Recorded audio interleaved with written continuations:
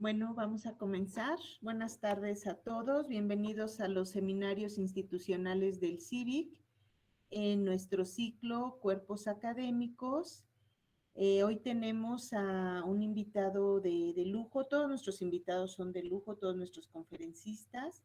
Yo en particular hoy estoy muy contenta de presentar al nuestro porque además hace todo lo que a mí me gusta hacer en lo que es investigación. Así es que este seminario me entusiasma mucho. Hoy tenemos al doctor Diego Alvarado Serrano, un joven investigador, un joven y exitoso investigador. Él es profesor en el Departamento de Ciencias Biológicas de la Universidad de Ohio, con casi 20 años de experiencia en el estudio de mamíferos neotropicales. El doctor Alvarado completó su licenciatura en la Pontificia Universidad Católica del Ecuador y luego se trasladó a la Universidad de Michigan, donde recibió un certificado de posgrado en análisis espaciales y un doctorado en ecología y biología evolutiva. Sus intereses de investigación se centran en la influencia de heterogeneidad y cambio ambiental, en la dinámica evolutiva de las especies y cómo esta influencia condiciona la acumulación desigual de diversidad biológica en todo el mundo. En sus estudios, el doctor Alvarado integra herramientas de bioinformática, de genética de poblaciones, morfología y morfometría, y también de modelos de nicho ecológico para evaluar cómo las características específicas de cada taxón y su entorno geográfico influyen en sus trayectorias evolutivas en diversas escalas espaciales y temporales. Uno de sus principales focos de investigación es dilucidar la diversidad de especies y la historia evolutiva de la aún poco conocida fauna de pequeños mamíferos terrestres de los Andes del norte. Pues, como pueden ver, el doctor Alvarado integra muchas herramientas metodológicas, conceptuales en el trabajo que desarrolla. Yo he visitado su página y la verdad está padrísima y está de tal manera que invita a alumnos a integrarse o a conocer lo que está haciendo. Entonces yo me voy a permitir poner la liga de su página en el chat y me gustaría que, pues, sobre todo estudiantes, claro, también colegas que la visiten. Y pues ya saben que uno de los objetivos de nuestros seminarios para los alumnos es que vean la gama de oportunidades que tienen para continuar con sus estudios después de la licenciatura. Entonces se las voy a dejar en el chat para que la copien y ojalá que la puedan visitar ahí, ver todas las cosas que hace el doctor Alvarado. Muchísimas gracias, Diego, por haber aceptado nuestra invitación, por estar aquí para platicarnos tu trabajo y no quito más tiempo, te doy la palabra. Muchas gracias por la introducción y muchas gracias por todas aquellas personas interesadas en escuchar un poco sobre el trabajo que hago. Como pueden ver, mi título es Biogeografía y Filogeografía de sigmodontines andinos y voy a utilizar este modelo para explicar cómo, al utilizar herramientas de diferentes escalas, podemos obtener una imagen más clara de la evolución de las especies. Como muchos de ustedes deben estar familiarizados, la diversidad biológica no está distribuida homogéneamente, sino al contrario, tiene una estructura geográfica. Uno de los patrones más claros al respecto es la distribución latitudinal de riqueza de especies, en la que los trópicos tienen un mayor número de especies en comparación con las zonas temperadas. Pero por supuesto, esto no se restringe únicamente a la diversidad de especies. Lo mismo patrón se puede ver cuando hablamos de diversidad génica, diversidad funcional o diversidad morfológica. Interesantemente, una de las regiones que en todos estos aspectos de diversidad siempre resalta son los Andes del norte. De hecho, esta área, conocida también como los Andes tropicales, ha sido caracterizada como uno de los mayores hotspots de biodiversidad. Pero no es uno más. De hecho, cuando comparamos el número de especies endémicas de esta área con otras áreas que son consideradas hotspots, podemos ver que sobrepasa a todas las demás. Y esto aun cuando conocemos muy poco sobre la fauna y flora de esta región. Ejemplo de esto es la descripción de este pequeño carnívoro, probablemente lo escucharon, se llama olinguito, fue descrito hace casi 10 años, y fue el primer carnívoro descrito en más de 40 años. Es un animal de tamaño mediano, nuevamente resaltando el hecho de que todavía hay mucha diversidad por descubrir en esta área. La otra cosa que hace muy interesante esta área es que estudio tras estudio ha demostrado que existen procesos de especiación y de diversificación muy rápidos. ¿A qué me refiero con esto? Aquí les presento un ejemplo de un género de plantas, Lupinus, en donde se ha estimado que la tasa de especiación está alrededor de 2.5 a 3.7 especies por millones de años. Para poner este valor en contexto, podemos ver que es una tasa muy similar a la tasa que experimentan los famosos cíclidos en los lagos en África, siendo estos cíclidos la especie de vertebrados con la tasa más alta que se conoce hasta el momento, la tasa de especiación.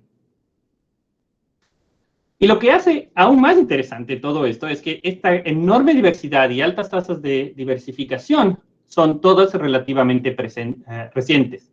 Aquí hay una comparación de cómo se veía esta región hace 65 millones de años, con muchas zonas todavía sumergidas bajo el agua, y cómo se encuentra esta región ahora. Para demostrar esto, aquí presento una pequeña figura que estima el tiempo al cual esta particular región en el norte de Colombia alcanzó la altura actual. Y como pueden ver, la mayoría de casos no alcanzaron la altura actual, sino hasta alrededor de 3 millones de años atrás. Entonces estamos hablando de ambientes muy recientes. La otra cosa que hace interesante a los Andes es el hecho de que hay un gradiente en cuanto a su orogenia, siendo el sur mucho más viejo que el norte.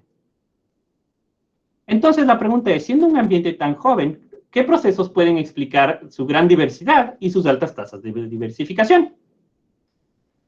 La respuesta tradicional es que algo tiene que ver la orogénesis de los Andes, algo tiene que ver esta complejidad topográfica.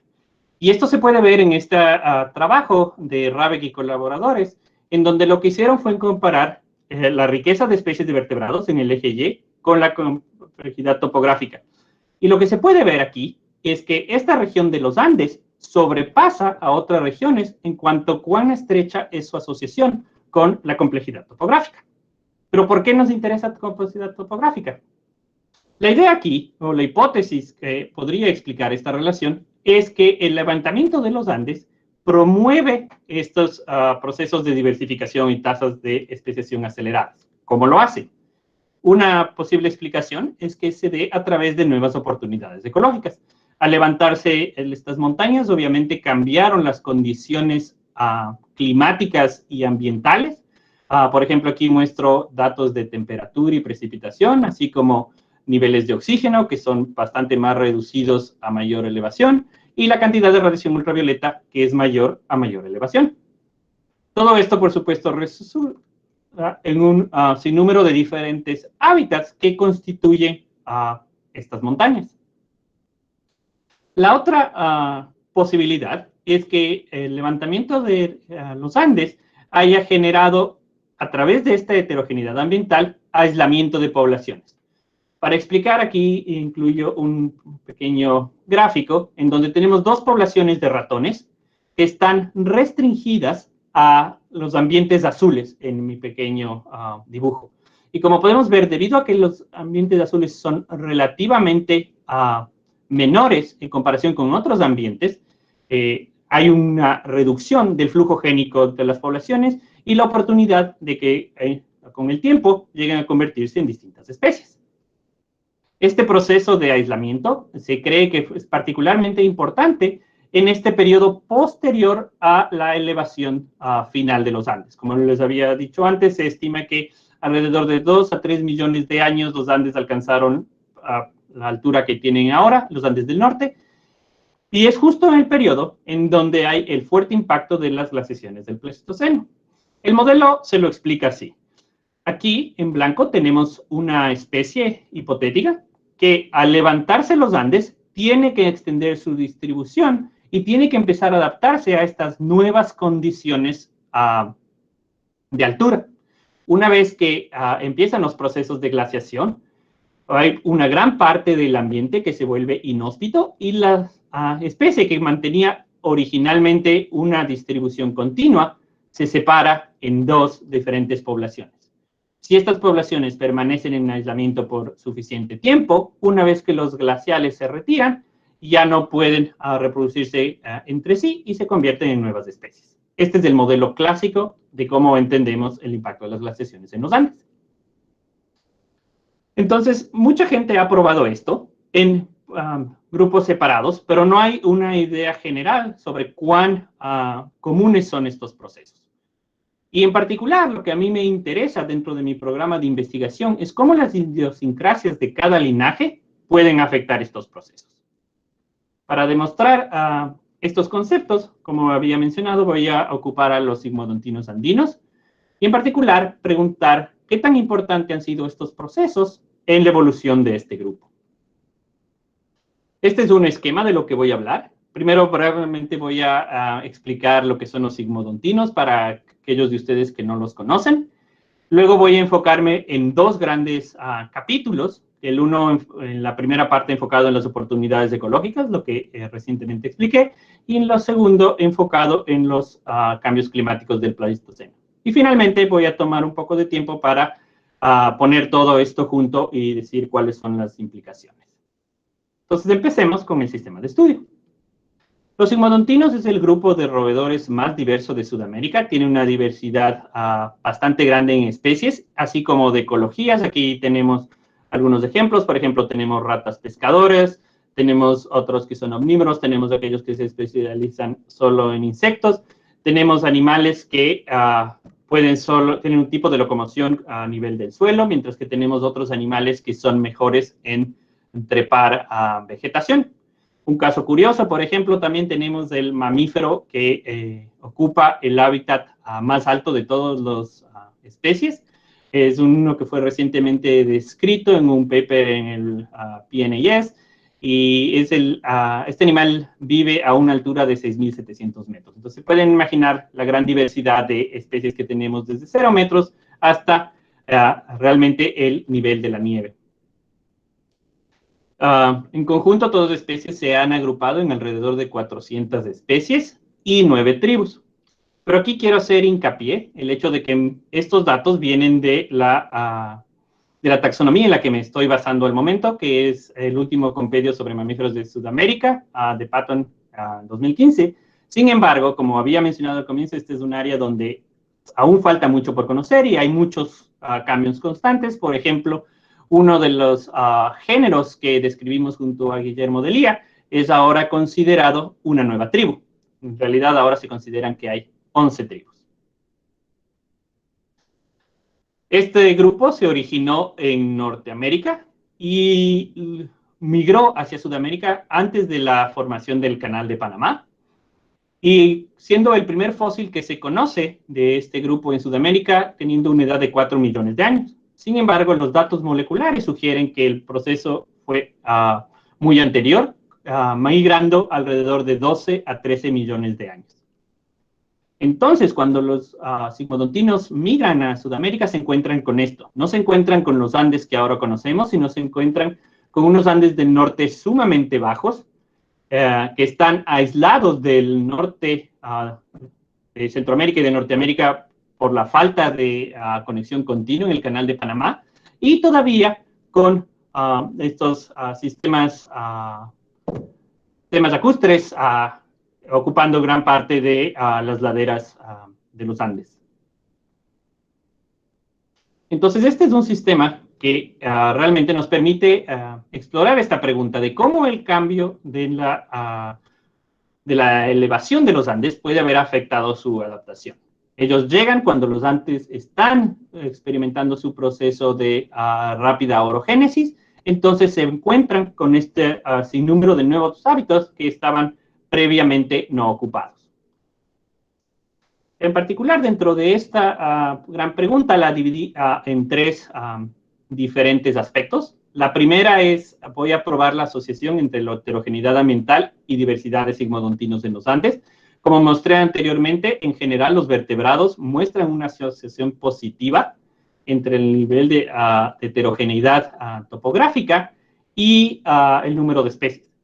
Sin embargo, no se conoce si este patrón se mantiene también a escalas menores, a escalas taxonómicas menores. Lo voy a hacer aquí con sigmodontinos. La segunda prueba que hago es entre la asociación entre la historia geológica y los patrones temporales de diversificación. Es cierto que hubo una aceleración en el número de especies que se estaban formando paralelo a la elevación de los Andes. Y finalmente, una de las predicciones de este modelo es que tienen que adaptarse a estos nuevos ambientes que tienen características diferentes. Por un lado, sitios más elevados son más fríos, por ejemplo, entonces tienen que sufrir un cambio del nicho climático para poder tolerar estos nuevos ambientes. Para evaluar estas predicciones, me baso en básicamente 3 grupos de datos. Un cronograma filogenético, es un cronograma que fue publicado por Chen y Stepan en el 2018. Luego, los mapas de distribución que vienen del mismo compendio que mencioné de Smith en 2015. Luego, Maestri decidió digitalizar estos mapas y ese es los datos que ocupo. Y finalmente, datos ambientales de la región, que los obtuve de WorldClim. Pues vamos a ir aspecto por aspecto, empezando con la heterogeneidad ambiental y diversidad. Entonces, lo que ustedes pueden ver en este momento es un mapa de diversidad en 2 de sus facetas. En el mapa en la izquierda, en azul, pueden ver la riqueza de especie. Y una cosa que quiero llamar su atención es el hecho de que ustedes pueden ver colores azules oscuros en esta región, que son comparables a aquellos de la región central. Nuevamente resaltando el hecho de que a pesar de ser una área relativamente joven, tiene un número de especies equiparable a aquellas regiones que tienen una mayor edad. En el mapa de la derecha, lo que pueden ver es diversidad filogenética, que simplemente fue considerada la distancia patrística entre los tips, perdón, se me olvida en español, entre las ramas del árbol filogenético. Luego, como datos ambientales, ocupé varias variables ambientales y las combiné en un análisis de componentes principales que reflejarían la heterogeneidad ambiental de este lugar. Y finalmente los correlacioné. Y este es el resultado de aquella asociación. Como pueden ver, de las 2 medidas de diversidad genética, simplemente la riqueza de especie es la única que está correlacionada significativamente con la heterogeneidad ambiental. La pregunta, por supuesto, ¿es este un patrón general o es un patrón que solo vemos a largas escalas?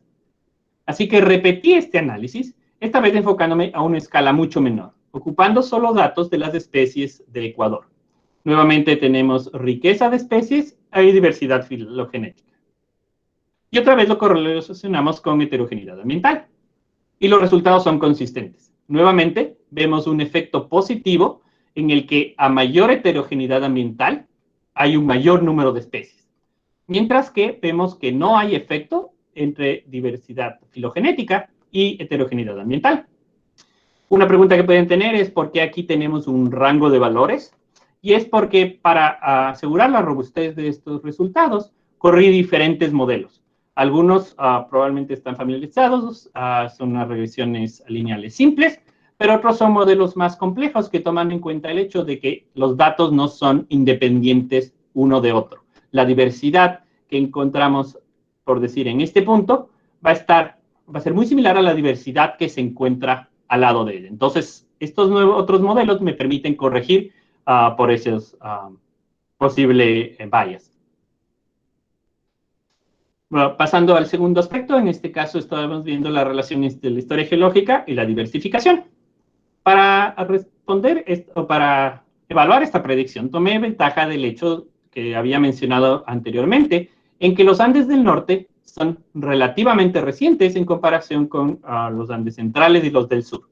Lo que esperaríamos entonces es que el número de eventos de diversificación sea más reciente en los Andes del norte. Y esto lo podemos ver aquí. En el eje de la X tenemos el tiempo de divergencia. En el eje de la Y tenemos la densidad de eventos de diversificación. ¿Cuántos hay por unidad de tiempo? En plomo podemos ver la estimación de cuándo empezó la rápida elevación de los Andes. La pregunta es esta distribución diferente de la que encontraríamos de los Andes centrales y sur? Y esta es la misma imagen para aquellas regiones. Obviamente, a primera vista, parecen bastante similares. Sin embargo, cuando corremos una prueba de Kolmogorov-Smirnov, no podemos ver que de las tres regiones, la única que difiere de las otras dos es los Andes del norte. Y esto lo podemos ver aquí. En rojo están los valores significativos. Y la razón por la que difiere es este pico adicional que ocurre alrededor de los 3 a 4 millones de años, que es cuando los Andes están ya alcanzando su altura actual y empiezan las glaciaciones del Pleistoceno.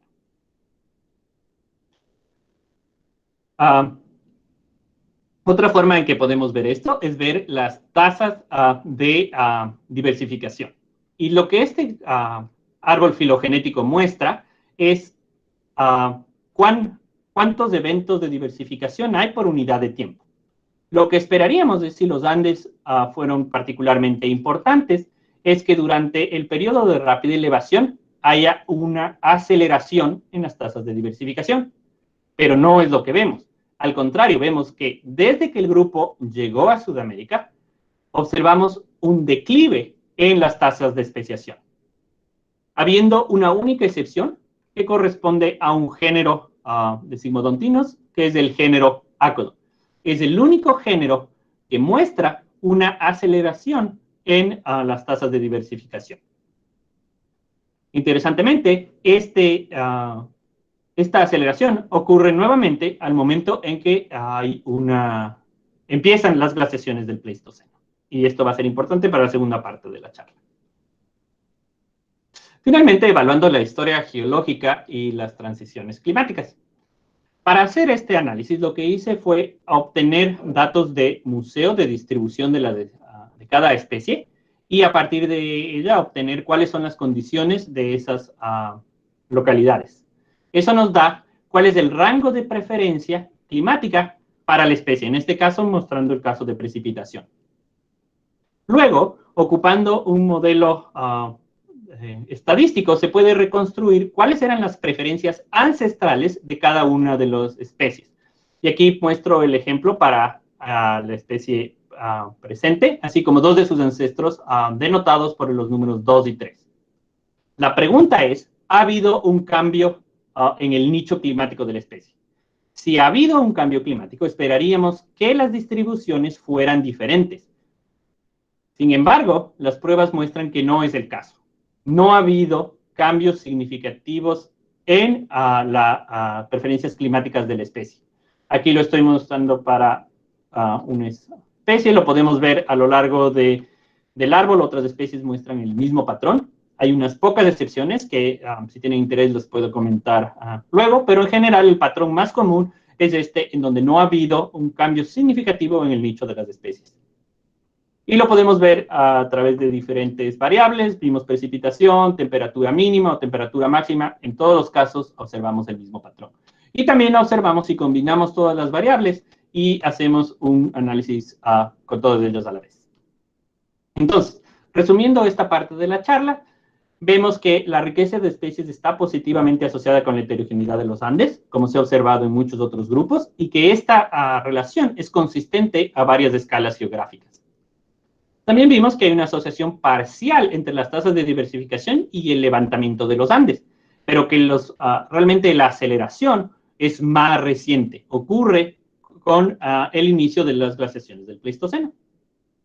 Y finalmente vemos que no hay transiciones climáticas significativas asociadas con el levantamiento de los Andes, lo que sugiere que estas especies estaban preadaptadas a los ambientes fríos o los ambientes de elevación. La hipótesis que se maneja y que ahora no tengo tiempo de mostrar los datos que las soportan, es que las especies migraron hacia el sur, donde los Andes ya estaban en elevación, vivieron ahí hasta que surgen los Andes en el norte y pueden ocupar el mismo tipo de hábitat de altura al que están acostumbrados. Moviéndome a la segunda parte de la charla, esta vez voy a enfocarme en los cambios climáticos del Pleistoceno, este segundo componente de cómo los Andes pueden influenciar la diversidad de especies. Para esta parte de mi charla me voy a enfocar en una de las especies dentro de ese grupo que mostré que tuvo una aceleración coincidente con los cambios climáticos del Pleistoceno. Y esta es la especie Acodon mollis. Esta es una especie de relativa amplia distribución, se encuentra en todo Ecuador y el norte de Perú, pero lo más notable de esta especie es que tiene un rango altitudinal muy grande. Va desde aproximadamente los 500 metros hasta casi 5.000 metros. Y como se pueden imaginar, en esa distribución tiene una gran variedad, o habita una gran variedad de diferentes hábitats con diferentes condiciones ambientales. Lo cual le hace una especie relativamente única en el sentido de que las especies tropicales en su mayoría tienden a ser especialistas. Esta es una generalista. Otra cosa que hace un buen sistema de estudio para esta pregunta es el hecho de que su distribución coincide con las áreas que han sufrido un gran impacto durante las glaciaciones del Pleistoceno. Lo que muestro aquí es un trabajo de Smith, en donde se reconstruyó cuánto se deprimieron la línea de la nieve. Y lo que vemos es que en estas áreas se llegó a deprimir hasta más de 1 kilómetro. O sea, los glaciales bajaron hasta aproximadamente 1 kilómetro, lo cual significativamente debe haber afectado a esta especie. Y esto se puede ver también cuando tomamos en cuenta la distribución de hábitats. Y lo que vemos aquí son los distintos tipos de hábitats que se encuentran ahí, por ejemplo, el páramo y el subpáramo, y cómo la abundancia de esos hábitats cambió en relación a los cambios climáticos. El modelo que se ha propuesto para revisarlo nuevamente es esta idea de que durante los periodos interglaciales, especies de altura van a tener una distribución representada aquí en verde que las aísla una de otra, gracias a la presencia de estos valles interandinos que tienen condiciones ambientales afuera de lo que las especies pueden tolerar. Lo que se espera entonces es que durante el aislamiento haya la acumulación de diferencias entre las distintas poblaciones en cada montaña, y cuando viene el periodo glacial y la distribución de las especies es empujada hacia abajo, ya no pueden reproducirse una con otra. Y por supuesto, este es un ciclo que se ha repetido muchas veces durante el Pleistoceno, y entonces esperaría que haya estos eventos continuos de especiación asociados con estos periodos glaciales e interglaciales. Para probar este modelo me voy a enfocar en dos aspectos principalmente. El primero es la estructura geográfica actual entre las poblaciones.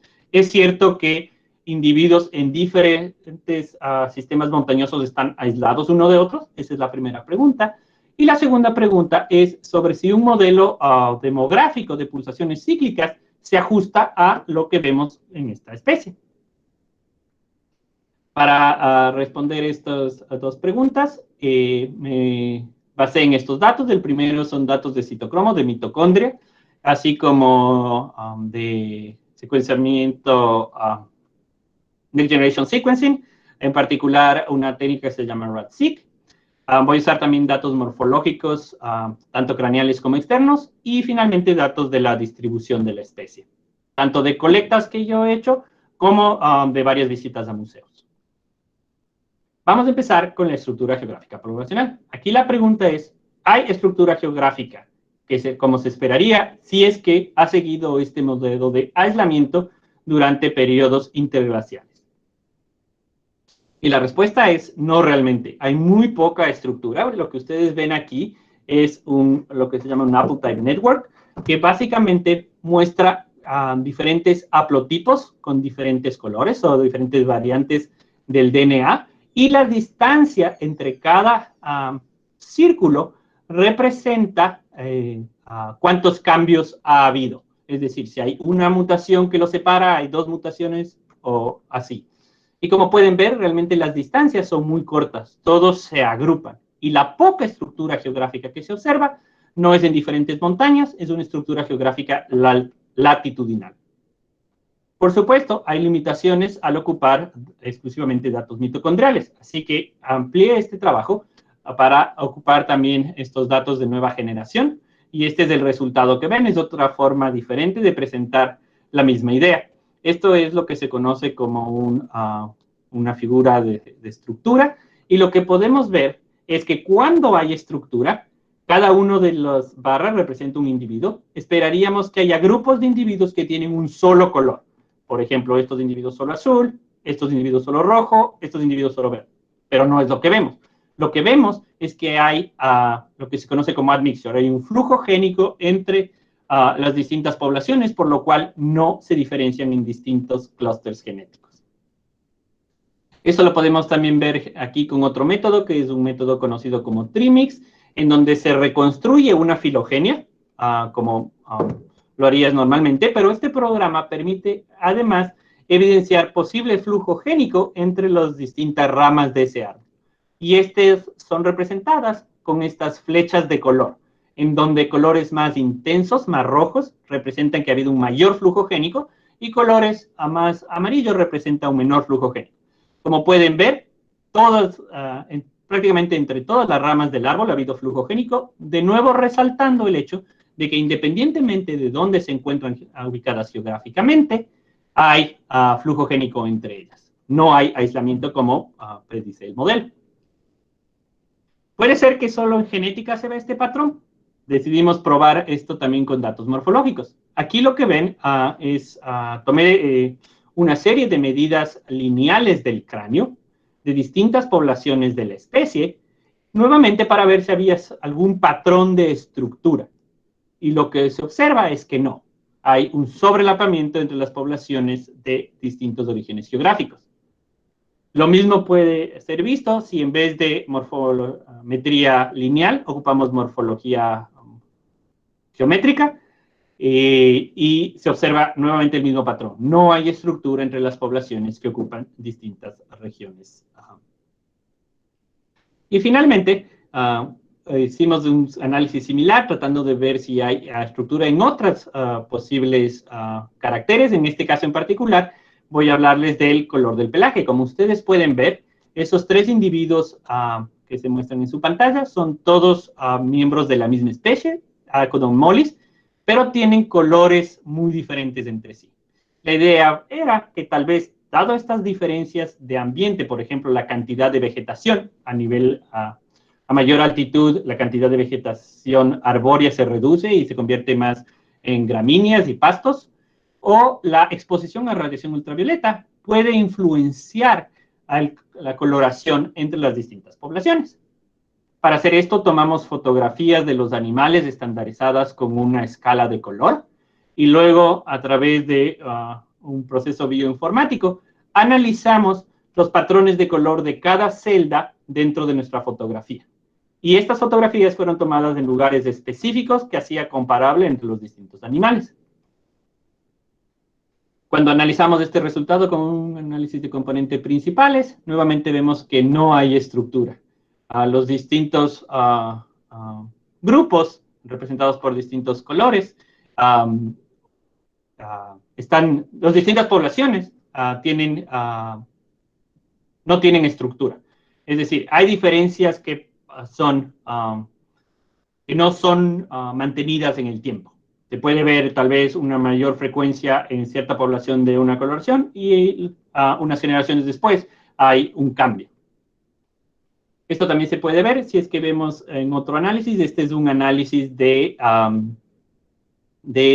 correlación espacial, es un análisis de Moran, y vemos que no hay una relación, mostrando que no hay una estructura o un clustering de los diferentes morfotipos. Pasando a la segunda parte, ahora la idea es ver si el modelo que habíamos pensado originalmente realmente no se ajusta, ¿qué modelo se ajusta? Para hacer esto, lo primero que hicimos es verificar que haya habido un impacto de las glaciaciones. ¿Cómo hicimos esto? Es ocupando el DNA, reconstruimos el tamaño efectivo de la población. Cómo se interpreta este gráfico es en el eje de las Y tenemos el tamaño efectivo de la población en una escala logarítmica y en el eje de las X tenemos el tiempo, siendo el presente el valor de 0 y a medida que nos vamos hacia la derecha empieza a ser más atrás en la historia. Y lo que vemos es que hay un fuerte declive en el tamaño poblacional alrededor del tiempo donde se estima esta especie experimentó el efecto de las glaciaciones. Y para clarificar, el tiempo aquí está medido en generaciones, pero es coincidente con el último periodo de glaciación, lo que se conoce como el Last Glacial Maximum. Lamentablemente, nuestros datos no nos permiten hacer inferencias más atrás. No sabemos si hubo estos cambios cíclicos que se esperaría. Sin embargo, lo que tenemos actualmente sugiere que no. Pero vamos a ver. Otra forma de evaluar esta posible asociación entre los procesos demográficos y los cambios ambientales es simplemente modelarlo a través de una simulación de coalescencia. No voy a entrar en detalle en lo que significa, pero si tienen preguntas lo puedo explicar después. Básicamente modelamos diversidad génica. ¿Cómo sería la diversidad génica en función a determinado modelo? Por ejemplo, aquí tenemos un modelo en donde se ha mantenido como una población panmíctica única hasta hace muy poco tiempo y luego se han dividido en las distintas poblaciones. Y comparamos este modelo con otro modelo, por ejemplo, este de aquí, en donde vemos múltiples ciclos de glaciación. Aquí tendríamos los periodos glaciales, cuando la especie se vuelve panmíctica, y aquí tendríamos los periodos interglaciales, cuando la especie se separa en distintas poblaciones, similar al modelo que mostré antes. Y a través de simulaciones generamos la distribución de cómo se debería ver la genética bajo esos modelos y la comparamos con los datos reales y vemos cuál se ajusta mejor. Por supuesto, incluí otros modelos. En particular, incluí modelos en donde se permite migración durante los periodos de relativo aislamiento. Y esto es en función de mis resultados anteriores, mostrando que ahora que vivimos en un periodo interglacial, Akodon-Mollis realmente no presenta poblaciones aisladas. Y el modelo que fue soportado fue este modelo de aquí, en donde sí hubo cambios cíclicos, pero durante los periodos interglaciales se mantuvo la conexión. El segundo modelo soportado, aunque con un mayor valor estadístico, es un modelo de una población única. Nuevamente sugiriendo que este modelo de aislamiento durante interglaciales realmente no se ajusta a esta especie. También evidenciamos los cambios en el tamaño efectivo de la población al inferir los parámetros de este modelo. Entonces, para convertir esto en el modelo que he soportado, este es lo que les enseñé anteriormente. La gran diferencia aquí es esta flecha roja, indicando que incluso durante los periodos interglaciales, debido a que la distribución de la especie se extiende hacia lugares inferiores, se mantiene el flujo génico, a menor medida que durante los periodos glaciales, pero se mantiene.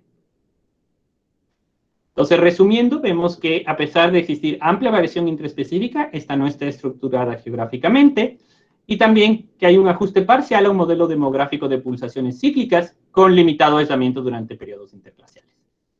¿Qué significa todo esto? Les he contado dos historias, vamos a resumir. ¿Cuáles son las implicaciones? Habíamos hablado de esta idea de que hay una desaceleración en las tasas de diversificación, a pesar de que este grupo se origina en un momento en que los Andes estaban sufriendo grandes cambios ambientales. ¿Por qué? ¿Por qué este grupo es diferente de otros grupos? Y creo que tiene que ver con tres principales factores. La primera es las características individuales de la especie. Este es un grupo de especies que se originó en la zona temperada, en el norte, en Norteamérica, y por lo tanto, cuando migra a Sudamérica, la hipótesis que manejamos es que se fue hasta el sur, donde encontró condiciones similares a las que estaba acostumbrado. También el contexto geográfico importa. por ejemplo, cuánta heterogeneidad ambiental había en ese momento. En el norte de los Andes no había tanta heterogeneidad ambiental, por lo tanto, no vemos esta aceleración que vemos en otros grupos de origen más antiguo. Y finalmente tenemos esta historia geológica o cambios ambientales. Una vez que los Andes del norte empiezan a levantarse, es cuando estos grupos pueden empezar a especiarse. Entonces, en conclusión, vemos que la complejidad de procesos que determinan patrones de diversidad no pueden ser entendidos en aislamiento, que la integración de procesos a varias escalas, como mostré hoy, tanto espaciales y temporales, permite obtener inferencias más exactas de la historia evolutiva de las especies, y finalmente, que una idea de que todas las especies van a seguir un mismo modelo realmente está equivocado. No esperamos que haya una concordancia entre especies debido a que las características de cada una va a influenciar sus procesos evolutivos. Y con eso simplemente quiero agradecer a las personas e instituciones listadas aquí y estoy listo para contestar preguntas.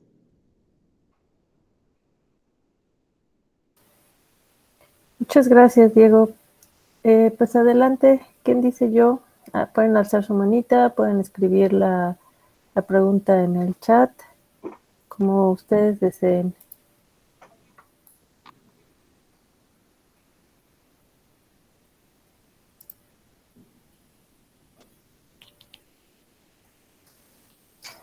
Eli, adelante, por favor.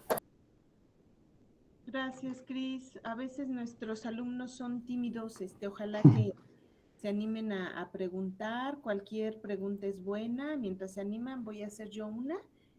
Y bueno, Diego tampoco tiene mucho tiempo, así es que Diego, me llamó mucho la atención, porque, bueno, pues yo trabajo con roedores mexicanos en Norteamérica y pues los sistemas montañosos son parecidos en el sentido de lo que implica, ¿no? El aislamiento, como tú bien lo explicaste. Pero me llama la atención que muchas historias de especies en México pues sí llevaron a esta separación, este aislamiento suficiente como para las famosas especies crípticas que encontramos mucho en México, estas especies con distribuciones muy pequeñas, así de estos microendemismos, por llamarlo así, y que no ocurrió así en Sudamérica. Puede ser un poco los tiempos, pero creo que hay historias parecidas en tiempo que no sé si conozcas pues los ejemplos acá en Norteamérica, sí, particularmente en México. ¿Qué me puedes decir, no, de esta comparación que pudo haber hecho la diferencia? Claro, yo lo veo como dos razones principales. La primera sí tiene que ver con el tiempo, de que los sistemas montañosos en Norteamérica ya estaban ahí. Las especies han tenido mayor tiempo de adaptarse, especializarse y experimentar estos cambios climáticos del Pleistoceno y otros, una vez que se han especializado. En cambio, en Sudamérica, y ojo que estoy hablando de los Andes del norte, no de todos los Andes, patrones similares también vemos en el sur de los Andes, en que hay mucho microendemismo. Yo lo que creo es que es un sistema joven, que todavía está sorteando un poco la diversidad. Y entonces, es por eso que no vemos los patrones. Es una explicación. Y la otra explicación que debo reconocer es que, como había mencionado, no hay tanta claridad en las especies. Por ejemplo, Acodon mollis, trabajo con ella porque es una especie que trabajé desde mi tesis de pregrado y la conozco muy bien y sé su sistemática y estoy confiado de que es una especie. Pero hay otras especies, Thomasonis siendo uno de ellos, en donde cada vez que miramos, resulta que lo que creíamos era una especie son 3, son 4, son 5. Y eso obviamente va a llevar mis conjeturas hacia el lado de estos procesos no han sido tan importantes. Y creo que ahí está lo que trataba de comunicar, esta idea de que al ver a distintas escalas, podemos empezar a particionar. Y en el caso de Acodon mollis es una especie única, en el sentido de esta amplia distribución geográfica, amplia distribución altitudinal, que hace que no haya aislamiento durante periodos interglaciales. Pero yo tengo un modelo que no tengo ahora, mostrando con Thomasomis, mostrando con microrhizomis, vemos el caso contrario, el modelo clásico de aislamiento en islas y acumulación de diferencias se mantiene perfectamente. Entonces, lo que quería resaltar era más eso, tiene que ver mucho con cada especie individual, con cada sistema individual, y que estas conjeturas generales no se aplican. La biología es complicada, no tenemos reglas, es que un poco lo que quería decir. Gracias. Hay una pregunta en el chat. Doctora Valentina Carrasco dice, muy interesante, felicidades. ¿Cuáles fueron las características ambientales que evaluaron? Por ejemplo, la vegetación. ¿Hubo cambios en esas variables que hicieron que ustedes esperaran cambios en la especie evaluada? Sí, los resultados que presenté hoy son exclusivamente con variables abióticas. Pero muy buena la pregunta y lo pensamos también. Incluimos también medidas de satelitales de cobertura vegetal y de tipo de bosque, y los resultados son similares. Simplemente que para nuestra concepción del proyecto, creemos que la vegetación es un producto, a su vez, de los procesos, no independiente. Entonces, por eso decidí presentar los resultados así, pero la conclusión se mantiene si incluimos variables de vegetación. No al tipo de especie, pero al tipo de hábitat. Al tipo de ecosistema, se mantienen las mismas conclusiones. Muchas gracias. ¿Alguna otra pregunta o comentario? No tengo preguntas en el Facebook.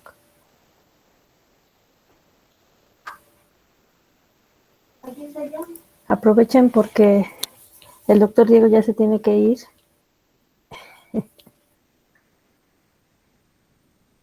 Bueno, si es que igual por timidez o por cualquier otra cosa tienen preguntas, pues siempre me pueden escribir.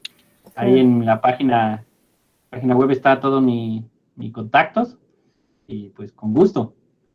Igual si están interesados en sus opciones de futuro, como la doctora Arellano mencionó, pues puede haber posibilidades en el futuro en mi laboratorio o puedo guiarles a otras posibilidades que se vayan abriendo. Así que con confianza, me escriben nomás.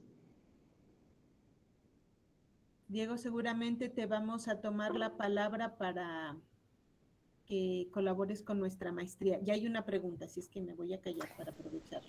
Sí, Angélica Maldonado, adelante. Ay, hola, buenas tardes. Hola. Bueno, creo que entendí bastante bien tu presentación, estuvo muy buena, muchas gracias. Gracias. Y justamente, qué bueno que abriste eso de que si teníamos más dudas te podíamos contactar, porque sí me gustaría como hacerte más preguntas. Ahorita la verdad es que sí me siento así como de, qué nervios. Y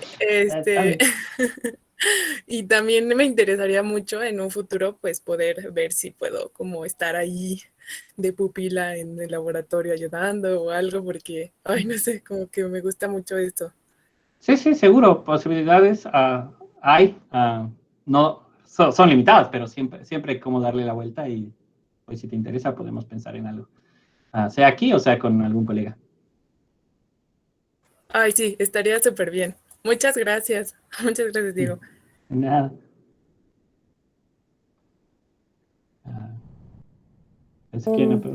Hay otro comentario y yo creo que hasta ahí le vamos a dejar y ya después le doy la palabra a Eli.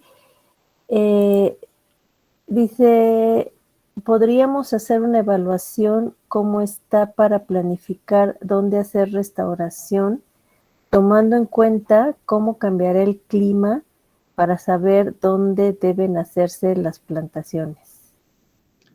Exacto. Yo no llego realmente a la parte de plantaciones o a la parte más práctica, pero si vas a mi página web vas a encontrar, mi objetivo a la final es ocupar la información de cómo respondieron las especies en el pasado para predecir cómo van a hacerlo en el futuro. Y tengo un par de artículos a ese respecto, en donde básicamente hago este tipo de inferencias y luego las proyecto en función de cómo se cree que el clima va a estar en el futuro, lo cual me permite saber esta especie se va a extinguir, no se va a extinguir, dónde va a haber la mayor diversidad genética, que probablemente es del área que queremos conservar, qué poblaciones van a subsistir, pero tal vez con una diversidad genética muy baja. Todo eso es parte de mi programa de estudio. Muy buen punto. Gracias, Diego. Eli, adelante. Ya es 1:50. Pues muchísimas gracias, Diego. Chicos, colegas, no echen en saco roto esto que propone Diego, de echar ojo a su página. Hay muchas áreas de interacción, no solo en el estudio de los pequeños mamíferos. Los ratones, y como muchos otros mamíferos pequeños, pueden abrir la puerta a otras preguntas, ¿no? Otros organismos pequeños, ¿verdad? No solo en mamíferos. Así es que, bueno, ojalá que aprovechemos esta oportunidad que nos da Diego. Diego, muchísimas gracias por tomar un tiempo de tu apretada agenda para darnos esta charla. Ojalá que sigamos en contacto por diferentes razones académicas y no académicas. Muchas gracias a todos. Recuerden, en 15 días, nuestro siguiente seminario, estaremos enviando los carteles para que se conecten, pasen la voz, que tengan bonita tarde todos. Muchas gracias. Gracias, Diego. Ya estaremos en contacto. Perdón que Okay. Bye. Bye, bye. Gracias.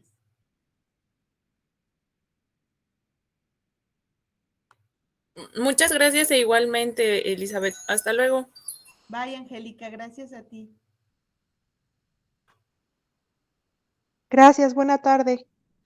Gracias, bye, Duarte. Hasta luego. Hasta luego. Gracias. Gracias.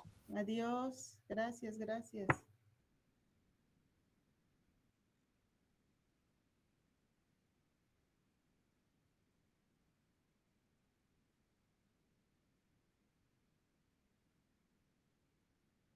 Muy bien. ¿Ya dejaste de grabar, Cris?